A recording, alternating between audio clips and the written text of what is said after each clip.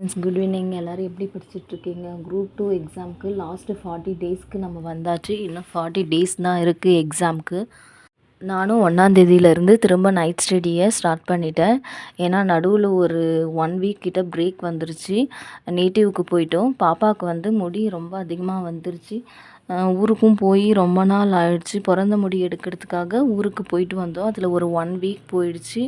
பாப்பாவுக்கு, சருக்கு, சர்ரப்பாவுக்கு, தியா குட்டிக்கு எல்லாருக்குமே மொட்டை போட்டுட்டு வந்தோம். ஸோ 1 வீக்காக சுத்தமாக புக் எடுக்க முடியல. பட் நான் நோட்டெல்லாம் எடுத்துகிட்டு போயிருந்தேன்.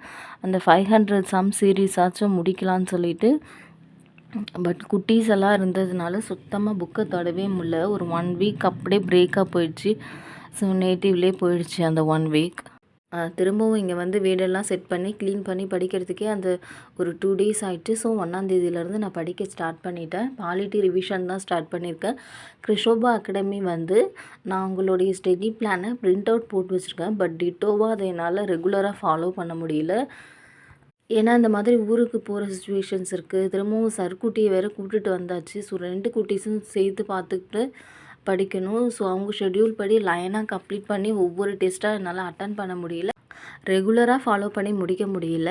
ஆனால் வந்து அவங்க ஷெட்யூலில் கொடுத்துருக்குறது இப்போ பாலிட்டினா இந்தந்த லெசன் படிக்கணும்னு சொல்லி கொடுத்துருக்காங்க இல்லையா, அது எல்லாமே கம்ப்ளீட் பண்ணிட்டு தான் வந்துட்டுருக்கேன். ஸோ இந்த வீக் வந்து பாலிட்டி, அப்புறம் தமிழில் வந்து 6th தமிழ்லேருந்து ஸ்டார்ட் பண்ணலான்னு இருக்கேன். ஸோ பாலிட்டி தான் ஃபஸ்ட்டு ஸ்டார்ட் பண்ணி படிச்சுட்ருக்கேன். 6th 7th 8th polity revision முடிச்சாச்சு. ஸோ டேஃப் அகாடமியோடைய ஒன்லைனர் வச்சு தான் ரிவிஷன் பண்ணியிருக்கேன். என்கிட்ட ஒரு நோட் ஃபுல்லாகவே ஹேண்ட் ரிட்டன் நோட்ஸும் இருக்குது. ஸோ அதை வந்து செகண்ட் ரிவிஷனுக்காக வச்சுருக்கேன். ஃபர்ஸ்ட் ரிவிஷனுக்கு இதில் இருக்கிற ஒன்லைனர் மட்டும் படித்து முடிச்சிருவேன். நான் வந்து ஏற்கனவே புக்ஸ் எல்லாம் படித்து ரிட்டன் நோட் எடுத்து வச்சுட்டேன். இது வந்து ஜஸ்ட் நான் ரிவிஷனுக்காக தான் யூஸ் பண்ணிகிட்ருக்கேன்.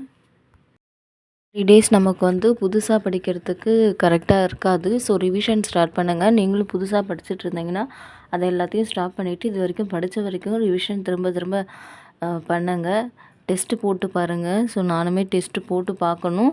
ஸோ டெஸ்ட்டு போட்டு பார்க்குறது, திரும்ப திரும்ப ரிவிஷன் பண்ணுறது, இது எல்லாமே பண்ணோன்னா கரெக்டாக நம்ம எக்ஸாம் அட்டன் பண்ணி ஸ்கோர் பண்ண முடியும். ஸோ என்னோடய ப்ரிப்பரேஷன்ஸ் இப்படி தான் போயிட்டுருக்கு. நெக்ஸ்ட் வீடியோவில் 40 டேஸ்க்கான ஸ்டடி பிளான் பார்க்கலாம். தேங்க்யூ.